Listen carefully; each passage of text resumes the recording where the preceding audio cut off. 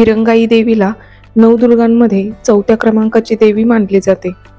तांदळा स्वरूपात असणाऱ्या देवीला प्रियांगी देवी असेही म्हणतात। पूर्वीच्या काळी कोल्हापूरमध्ये 5 छोटी छोटी गावं बसली होती। या गावांचे मिळून कोल्हापूर वसले आहे आणि ही देवी फिरंगाई गावाची ग्रामदेवता होती। या देवीला पीडाहरक असेही मानले जाते। पूर्वी या मंदिराजवळ एक छोटेसे तळे होते। या तळ्यातील पाणी त्वचा रोगांवर उपचार म्हणून वापरले जायचे।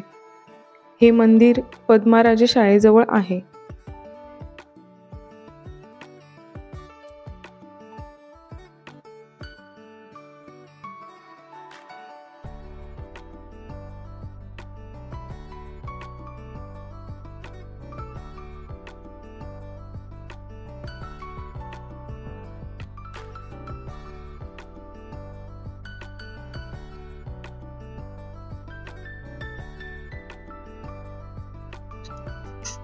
तसेच या मंदिरात खोकलोबा आणि कानोबा यांच्याही मूर्ती आहेत।